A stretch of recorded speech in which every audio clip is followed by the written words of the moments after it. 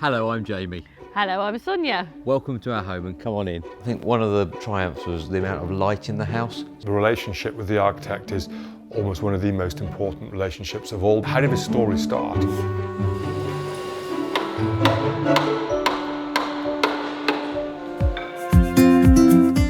I'm here in the beautiful Warwickshire countryside and I'm visiting a very interesting project. The owners have found a plot that builds a beautiful home, and also alongside the plot is an opportunity with lettable buildings to create a situation where the whole project was virtually self-funding. So Jamie and Sonia have created a lovely house and also almost created a beautiful business as well. So join me, this is going to be good fun. Jamie and Sonia, good to see you. Nice to see you. And lovely home. I think it was built about 4 years ago. Right. So planning 5-6 years ago, I would imagine. Yeah. So Yeah. Do you want to come and have a look in? Why not? Let's go and have a look.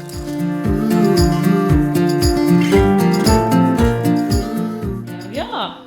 Here we are indeed. Hey, what an impact. This is a lovely space, isn't it? Beautiful vaulted air, the lights above, and a great feature as you enter the house, and along with the staircase here.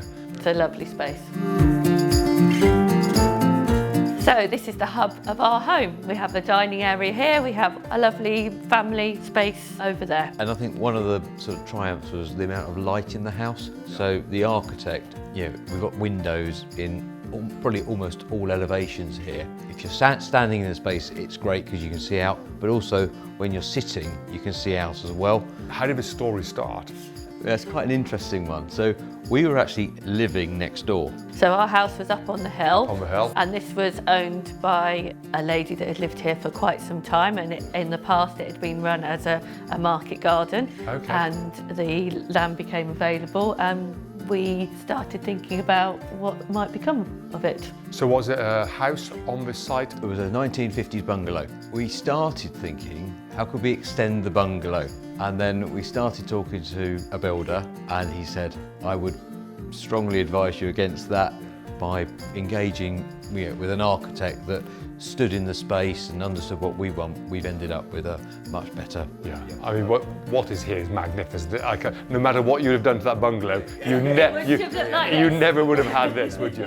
The planning process, how did that evolve? It actually started at Grand Designs in Birmingham. We happened to stumble across Oakwrights. What we really liked was the sort of the volume of the space, the light of the space, that sort of thing. And I think what we also enjoyed about that day was we met an architect that we really thought that we could work together with. So that would be John. So John Williams, yes. So, and we really felt that he understood perhaps what we would like to create. Yes. And I think that was very important for me. That really helped. The relationship with the architect is almost one of the most important relationships of all, because that is actually what creates the design that we're going to build. That then led on to the process that Oakwrights provide. So we had a lot of opportunity to come over to site in Hereford and look through a CAD design of our home. We were able to walk through each of the rooms as they were planned and make changes, because